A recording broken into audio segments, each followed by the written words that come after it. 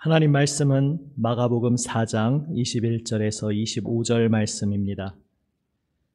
신약 성경 58면 마가복음 4장 21절에서 25절 말씀입니다. 제가 말씀을 받들어 읽습니다. 4장 21절부터 25절까지 제가 읽습니다. 또 그들에게 이르시되 사람이 등불을 가져오는 것은 말 아래에나 평상 아래에 두려 함이냐 등경 위에 두려 함이 아니냐. 드러내려 하지 않고는 숨긴 것이 없고 나타내려 하지 않고는 감추인 것이 없느니라. 들을 꾀 있는 자는 들으라.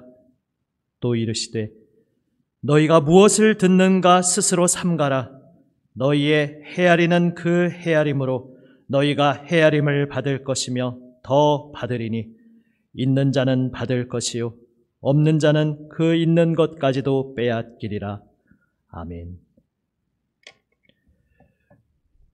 시리즈로 보고 있는 영상에서 이제 오늘까지 포함해서 4번이 남아 있습니다. 그 가운데 오늘은 특별히 지난주 복음서에 이어서 복음서 중에서도 아주 독특한 양식의 글, 바로 예수님의 비유에 대해서 살펴보고자 합니다. 영상을 먼저 보시겠습니다. 예수님의 비유입니다.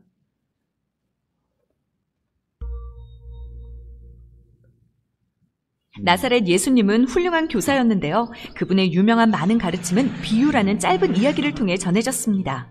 네, 예를 들어 하늘나라는 진주를 구하는 상인과 같습니다. 그는 최상의 진주를 발견하고는 모든 소유를 팔아 그것을 사죠. 틀림없이 아주 대단한 진주였겠죠? 또한 하나님 나라는 겨자씨 한 알과 같습니다.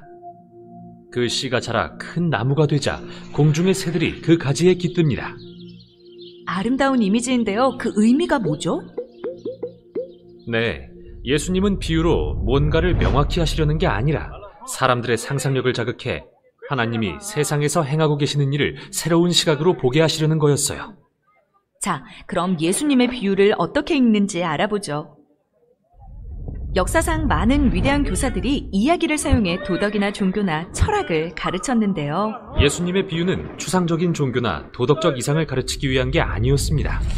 그분은 비유가 그분 자신과 그분의 사명에 대한 거라고 말씀하셨죠. 그분의 사명이라면 하나님 나라가 하늘에서와 같이 이 땅에 임한다는 소식을 선포하시는 일이죠? 그렇죠. 예수님 당시 이스라엘은 로마 제국의 지배를 받았는데요.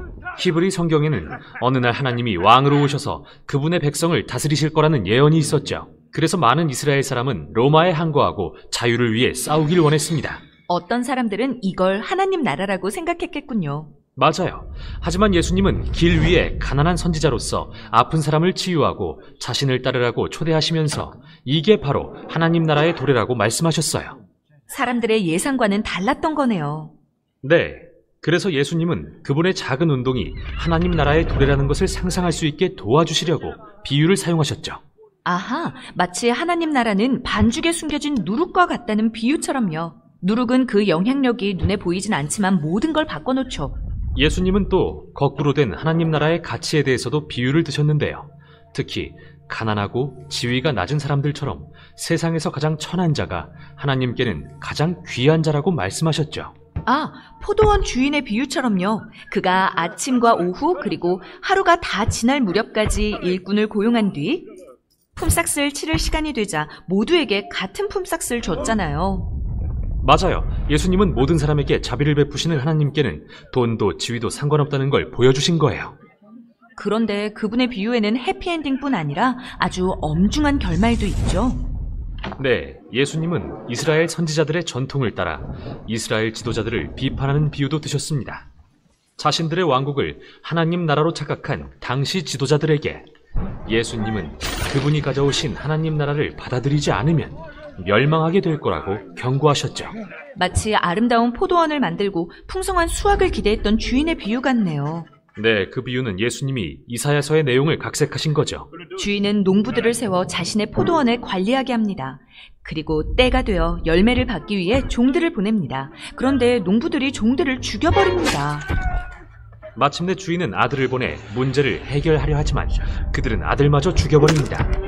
예수님은 사람들에게 주인이 와서 농부들을 어떻게 하겠냐고 물으십니다.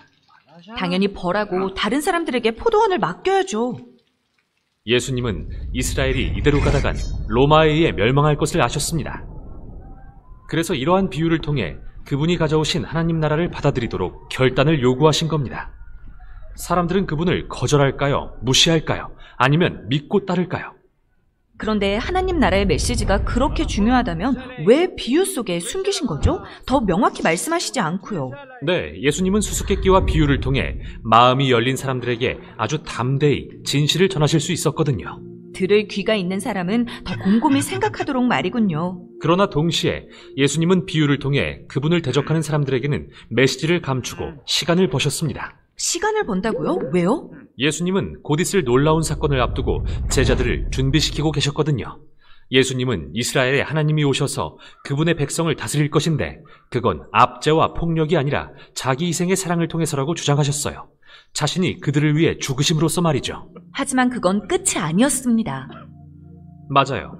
예수님은 그분의 죽음이 땅에 떨어져 죽는 밀알과 같지만 그로써 열매를 맺고 많은 씨앗을 낸다고 말씀하셨죠. 이 비유들은 예수님이 누구시고 뭘 하시려 했는지 설명하는 거군요. 그리고 복음서 저자들은 그걸 잘 보존함으로써 후대에 예수님을 따르는 모든 사람이 읽고 묵상할 수 있게 해주었죠. 또 하나님 나라가 지금도 역사한다는 걸 상상하게 해주었고요. 맞아요. 고대의 이 비유들은 여전히 새로운 놀라움과 도전으로 가득합니다. 마치 창고에 숨겨진 새롭고 오래된 수많은 보물처럼 우리에게 발견되기를 기다리고 있는 것이죠.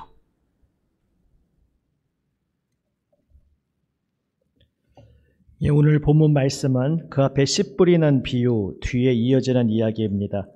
그 두 이야기는 예수님의 모든 비유들을 대표하는 대표 비유라 할 수 있습니다. 왜 그런가 하면은 앞에 씨 뿌리는 비유에서는 이제 마가복음이 마태, 누가와 비해서 특별히 강조하고 있는 독특한 구절이 하나 있는데 마가복음 4장 13절에 오늘 본문보다 좀 앞이지만 제가 한번 읽어보겠습니다. 마가복음 4장 13절에 또 이르시되 너희가 이 비유를 알지 못할진대. 여기서 이 비유는 씨 뿌리는 비유를 말합니다. 씨 뿌리는 비유에 대해서 제자들이 따로 있을 때에 그 의미를 물었을 때에 지난번에도 나누었던 그 유명한 말씀, 하나님 나라 비밀을 너희에게는 주었다. 하지만 바깥 사람들에게는 모든 것을 비유로 한다. 그들로 보기는 보아도 알지 못하고 듣기는 들어도 깨닫지 못하게 하여 돌이켜 죄사함을 얻지 못하게 하려 함이라. 이렇게 말씀하시고서 지금 4장 13절에 이렇게 덧붙이고 있는 것이 마가복음 내용의 독특한 점입니다. 너희가 이 비유를 알지 못할진대 어떻게 모든 비유를 알겠느냐. 마치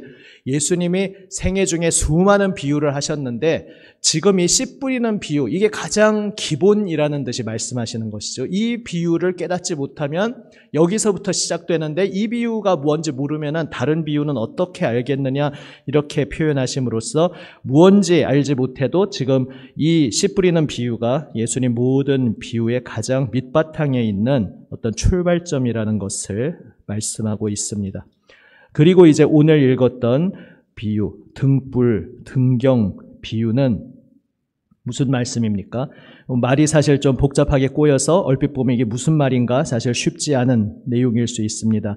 다시 한번 차근차근 보시면 4장 21절부터 등불을 가져오는데 말 아래, 이게 말이 동물 말이 아닌 것 아시죠? 이렇게 그 거대한 이제 뒤집어 엎어버려서 그것을 등불을 보이지 않게 엎어버리는 그런 큰 그 말을 말하는 것입니다.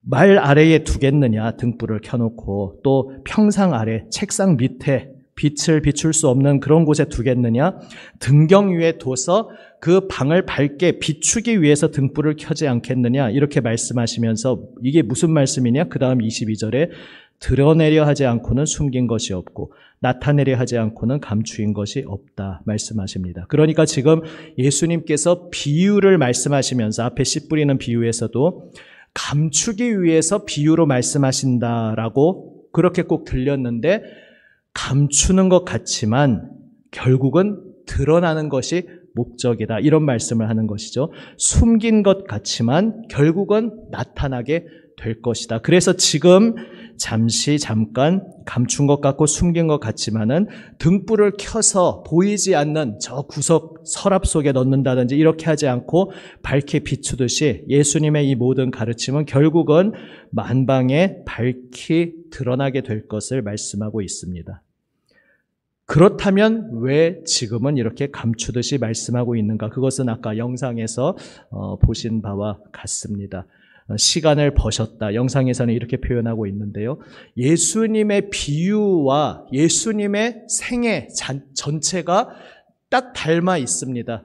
예수님의 생애 자체가 사실 행동하시는 모든 행동을 곱씹어 보면 저분이 왜 저런 행동을 하실까?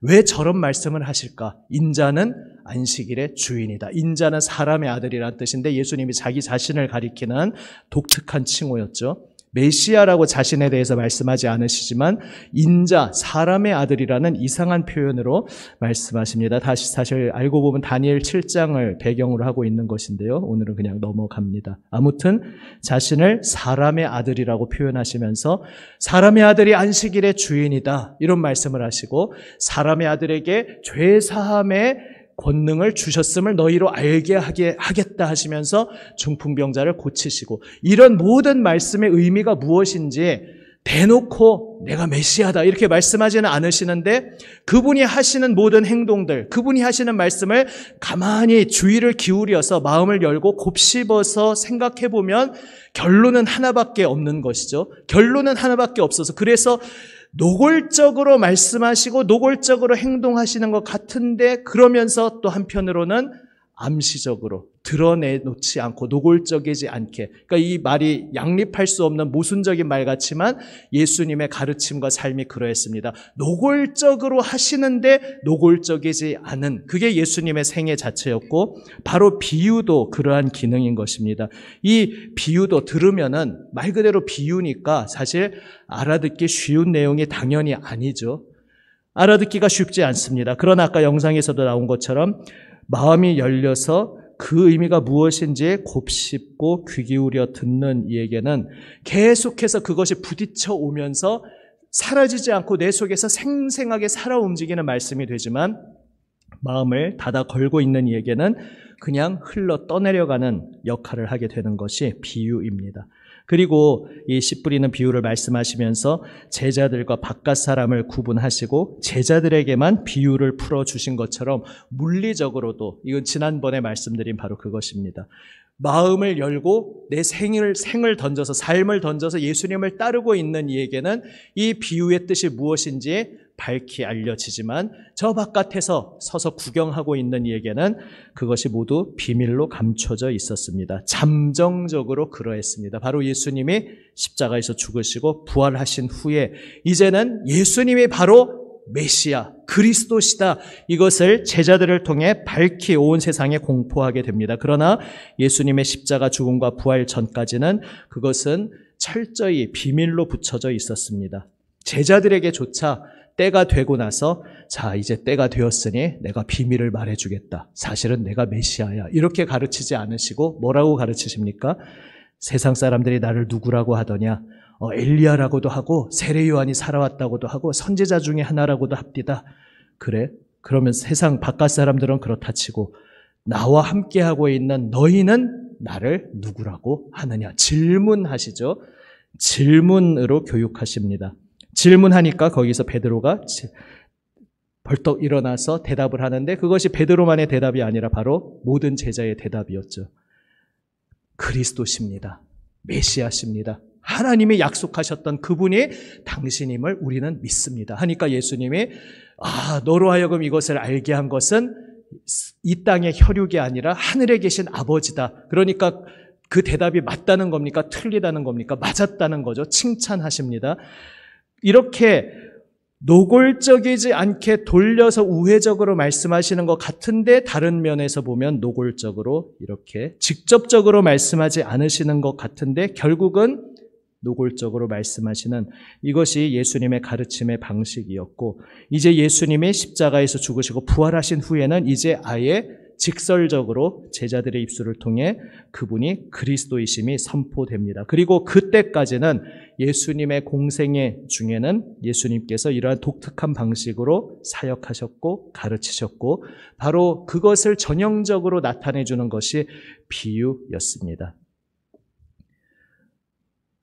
이제 우리에게 있어서는 오늘날 이제 공개되어 있는데 그러나 이 비밀로 했다는 것이 비밀이야. 그냥 이런 차원이 아니라 비밀로 나타났다는 것 자체가 예수님의 삶이 어떠했는지 잘 보여주는 요소가 있습니다. 무슨 얘기냐 하면 이처럼 노골적으로 하시는데 왜 노골적이지 않았는가 하면 대놓고 구약 성경에서 메시아가 오시면 하실 일이라고 하셨던 눈먼 자를 고치시고 들리지 않는 자 귀를 열어주시고 죽은 자를 살리시는 대놓고 구약 성경을 조금만 생각해도 알 수 있는 그 행동들을 하시는데 세례 요한조차도 헷갈리지 않습니까? 왜 노골적으로 하시는데도 사람들이 이렇게 헷갈려 했냐 하면 예수님께서 너무나 사람들의 기대와는 다른 모습으로 오셨기 때문입니다. 유대인들의 기대와는 너무나 다른 모습의 메시아였습니다. 이것은 단지 로마 제국을 때려 부수는 물리적인 어떤 권력, 물리적 권력 폭력으로 오실 줄 알았다. 그 의미도 있지만 그것만 생각하면 거기에만 우리가 시선이 고정되면 많은 것을 놓칠 수 있습니다. 물리적 폭력의 메시아를 기대했는데 예수님은 비폭력주의자였다. 그런 요소도 있지만 그것만을 말하는 것이 아닙니다. 혹은 물질적인 하나님의 나라를 기대했는데 예수님은 영혼 구원에 대해서 이야기하셨다. 이것도 맞는 말이긴 한데 그렇게만 생각하면 또 더 훨씬 풍부하고 깊고 넓은 것을 놓치게 됩니다. 오늘 이 말씀, 이 짧은 시간 동안 그것을 다 입체적으로 다양하게 표현하기는 힘들겠지만 오늘 한 가지 단어를 사용해서 이렇게 표현해 보겠습니다. 예수님께서 너무나도 미미한 자처럼 오셨기 때문에 사람들이 헷갈렸습니다. 오셔서 정말 놀라운 기적이라는 기적은 다 행하고 계시고 그래서 구약 성경을 배경으로 생각만 해도 메시아가 오셨구나 알 수 있었는데 그분이 너무나 미미한 자의 모습으로 살아가셨기에 사람들이 헷갈렸습니다. 세례 요한조차도 헷갈렸습니다. 제가 미미하다는 단어를 쓰다가 그런데 미미하다의 정확히 사전적 정의가 뭐지 하고 사전을 찾아봤습니다. 했더니 보잘것없이 아주 작다라는 뜻입니다. 보잘것없이 아주 작은 자로 오셨습니다. 예수님의 비유 이야기 자체가 다 그렇습니다. 아까 영상에서도 나왔지만 예수님의 비유는 어떤 종교의 어떤 추상적인 이론을 가르치기 위한 비유가 아니었습니다. 혹은 도덕적인 이상을 교훈하기 위한 것이 예수님의 비유의 목적이 아닙니다. 예수님의 비유는 모두 한 초점으로 향하고 있는데 예수님 자신이 어떤 분이고 예수님의 사명이 무엇인지를 보여주는 것이 비유의 유일한 목적입니다. 비유의 주어가 항상 무엇입니까? 하나님 나라는 이와 같다 말씀하시는데 이게 하나님 나라라고 하니까 죽은 후에 가는 천당에 대해서 말씀하시는 거구나 이런 의미가 아닙니다. 하나님 나라는 이런 것이다 라는 것은 하나님이 이 세상 새하늘 새 땅을 새로운 창조 세계로 완전히 새롭게 하시는데 그래서 하나님의 온전히 다스리시는 새로운 세계를 만드시는데 하나님께서 이 세상을 새롭게 하시는 그 새로운 창조 세계, 하나님이 왕으로 주권자로 다스리시는 새로운 세상이 어떤 세계인지를 말씀하시는 것이 하나님 나라는 이와 같다라는 것입니다. 사실 이렇게만 말해도 좀 부족합니다. 더 대놓고 콕 집어서 말하면 오히려 뜻밖에도 너무나 당연하게도 하나님의 나라는 이와 같다라는 것은 예수님 자신에 대해서 말하는 것입니다. 하나님의 나라는 이와 같다라는 것은 예수님이 지금 어떤 존재로 우리에게 오셨고 그분이 어떤 삶을 사시고 있고 그분을 통해 우리에게 펼쳐지는 그분과의 만남 속에서 우리가 경험하게 되는 그분 안에서 누리게 되는 새로운 세상에 대해 말하는 것이 하나님 나라입니다. 그러니까 그냥 대놓고 아주 좀 너무 단순한 표현일 수 있지만 하나님 나라는 이퀄 예수님이다. 이렇게 표현하면, 이렇게 이해하면 정확합니다. 하나님 나라, 복음서에서 하나님 나라란 말하는 것은 예수님에 대해서 말하고 있는 것입니다. 하나님 나라는 겨자씨와 같다. 후 불면 날아갈 것 같이 너무나 미미한 것인데 그것을 일부러 자기 집에 밭에 심는 사람이 없습니다. 그건 원래 그냥 잡초입니다. 그런데 그걸 정성스럽게 심고 앉았습니다. 그랬더니 그것이 자라서 엄청나게 크면서 실제로 겨자씨는 씨는 그렇게 작은데 크면은 한 2m, 많이 잘 자라면 3m까지도 크는 그러한 잡초입니다. 그러니까 풀인데, 나무는 아니고 풀인데 2m, 3m까지 크니까 엄청 큰 풀이죠. 그런데 이제 예수님이 거기에 좀 과장을 섞으시죠. 이 겨자씨가 거대한 풀이 아니라 나무라고 하시면서 아무리 풀이 커다라봤자 새가 깃들이고 둥지를 틀 수는 없지 않습니까? 그런데 이제 여기서 예수님의 과장이 들어가는 것이죠. 이 자그마한 겨자씨가 엄청난 나무가 되어서 새들이 거기에 둥지를 틀고 깃들이게 된다. 모든 생명이 그 품에 안겨서 충만한 생명을 누리게 될 것을 말씀하십니다. 여기서 말씀하시는 겨자씨가 뭐냐 하면 바로 예수님 자신을 말하는 것입니다. 예수님의 그 삶의 모습을 말하는 것입니다. 예수님을 볼 때, 당시 유대인들이 볼 때 저 사람은 메시아가 아닙니다. 저런 식의 삶으로는 세례 요한조차도 헷갈린 것처럼 저런 식으로 살아가는 삶으로 하나님 나라를 절대 가져올 수 없다고 대다수의 유대인들은 생각했습니다. 그러니까 사실은 예수님을 보고서 만나고서 자기 모든 생업과 삶을 뒤로 던지고 자기 인생을 다 던져서 예수님을 따라왔던 소수의 제자들이 이상한 사람들인 겁니다. 볼 게 없는데, 물론 볼 게 많죠. 그분이 말씀하시니까 갑자기 잡히지 않던 물고기가 잡히고 그분이 손을 대니까 병자가 고침받고 그러니까 어떻게 보면 너무나 놀라운 존재가 그 앞에 서 있는데 그러나 또 다른 닫혀버린 눈과 닫혀버린 마음으로 보면 그분의 인생은 정말 아무것도 아닙니다.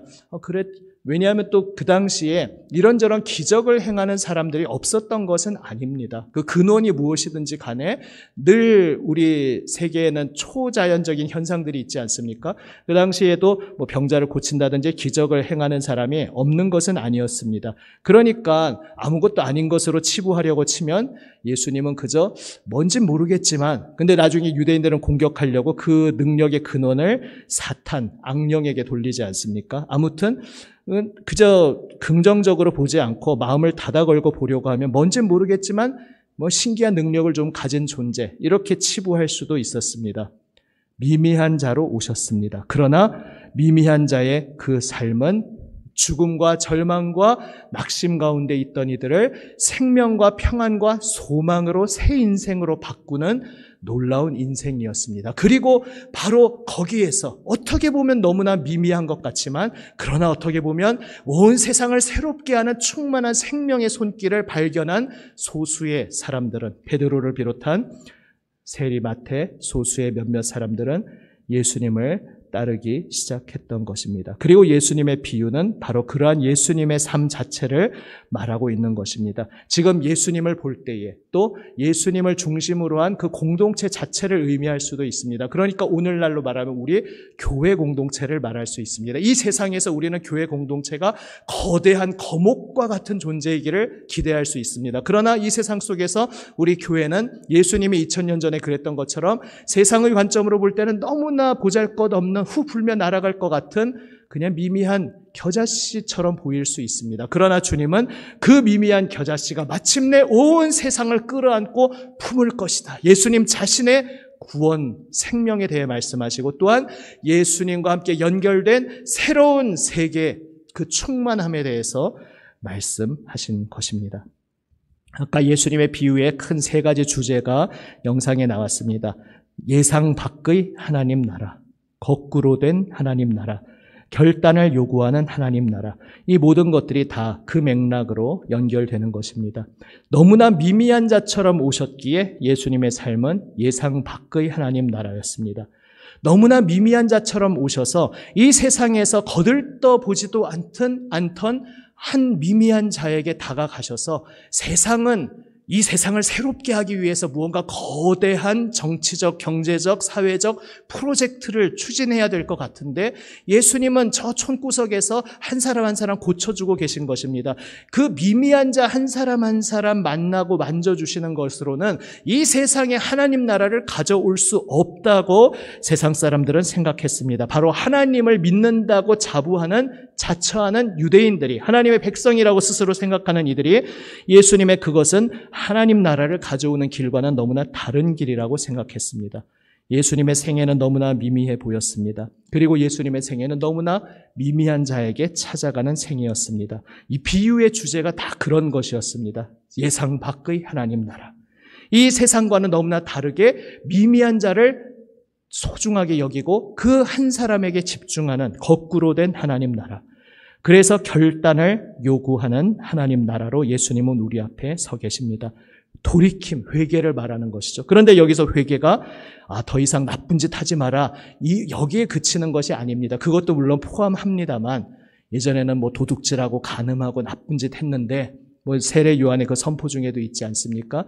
내 소유 움켜쥐고 있었던 것, 착복하던 것, 이런 거 다 그만두라, 세례 요한이 말을 하는데, 그런 나쁜 짓에서 돌이키는 것도 포함하지만 사실은 더 깊고 큰 것을 말하고 있습니다. 무엇이냐 하면 이 세상에서 크게 되려던 내 힘으로, 내 방식대로 크게 되고 올라가고 성취하고 성공하려던 그 모든 것들이 하나님과는 관계없는, 그것이 신에게 도달하는 길이라고 생각했지만 그것은 바벨탑을 쌓는 것이었고, 그것을 포기하고 내 힘으로 크게 되려던 그 모든 것에서 돌이켜서 거룩하신 하나님 앞에 겸손히 어린아이같이 엎드리는, 바로 그것이 돌이킴, 회개인 것입니다. 나쁜 짓에서 돌이키는 것만을 의미하는 것이 아니라 크게 되려던 것, 이 세상 가치관으로 이 세상을 새롭게 바꾸려던 그 모든 것들, 바로 그 시각으로 예수님을 보니까 유대인들은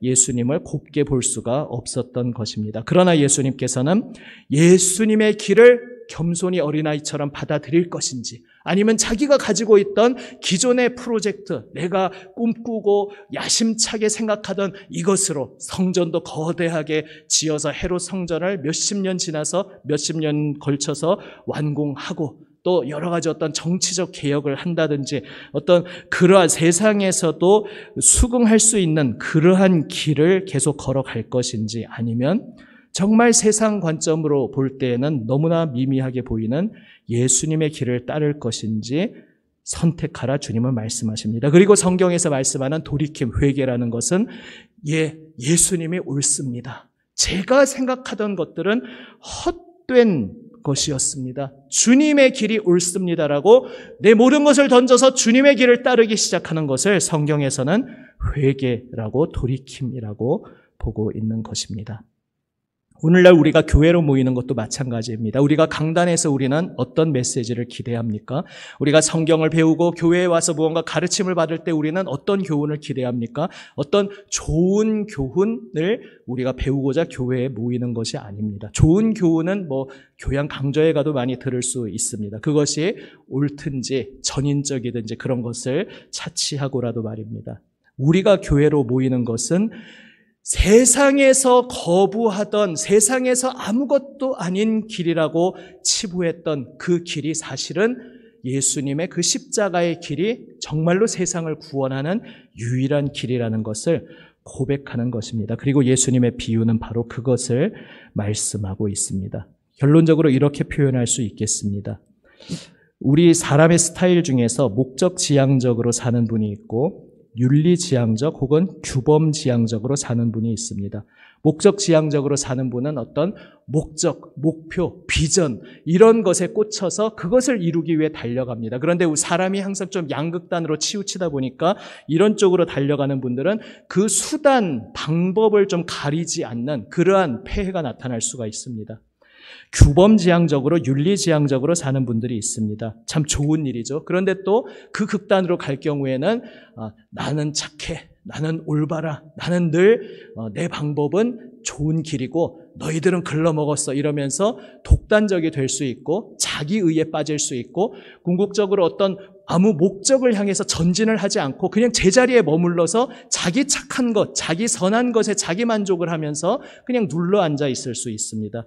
이 양극단이 둘 다 사실은 양극단은 통하면서 다 예수님의 십자가의 길을 거부하는 방식의 인생인 것입니다. 목적 지향적으로 무언가를 성취하고자 달려가는 인생이나 나는 올바른 길을 택하겠어라고 윤리지향적, 규범지향적으로 사는 사람이나 사실 그것만 추구하고 살다 보면 둘 다 똑같이 어떤 결과가 나오냐 하면 그 속에서 정작 내가 없어집니다. 내가 빈 껍데기가 됩니다.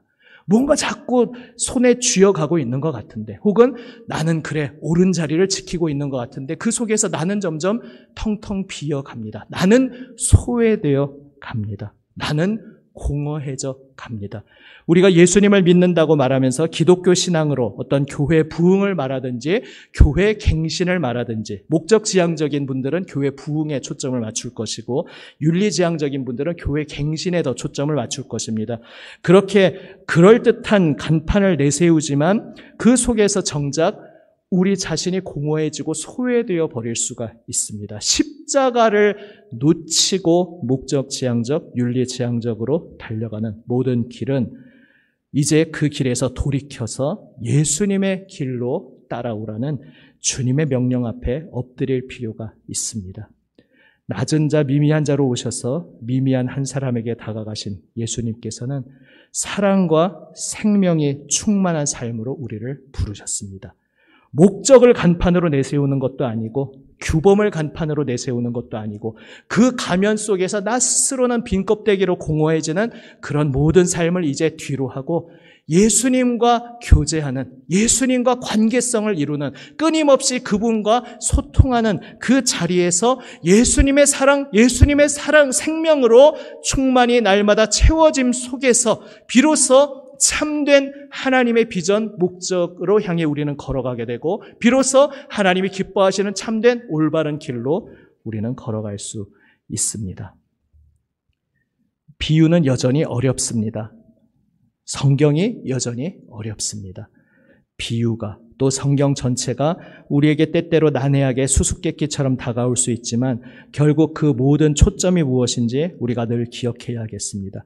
내가 옳다고 붙잡고 고집하던 그 모든 것들을 겸손히 어린아이같이 주님 앞에 내려놓고 높아진 마음을 낮추고 하나님 앞에 겸손히 엎드릴 때에 미미한 자처럼 오셔서 미미한 자를 만나주시고 불러주시는 그 주님의 음성을 우리도 듣게 될 것입니다. 그리고 그 주님과 함께함 속에 이 세상 속에서 정말 세상과는 너무나 다른 길이라서 표도 나지 않고 아무 결실도 맺어지지 않는 것 같은 너무나 조용하고 평범한 삶인 것 같은데 예수님과 끊임없이 생명의 역동력 있는 관계를 이루어가는 그 작은 발걸음 속에 나 한 사람을 통해 또 다른 한 사람이 변화되어가고 그 또 다른 한 사람 변화되는 것이 무슨 대수일까 생각되지만 바로 그러한 더딘 것 같지만 오히려 생명의 본질적인 길로 지금까지 하나님 나라는 여기까지 역동적으로 걸어왔던 것입니다. 바로 그 예수님의 부르심 앞에 이제 더 이상 나의 어떤 간판을 내세우며 그 속에서 정작 내가 소외되어 버리고 공허하게 텅텅 비던 그 모든 자리에서 진정으로 주님 앞에 엎드리는 우리 모두가 되시기를 주님의 이름으로 축복합니다. 함께 찬송 부르고 기도하시겠습니다.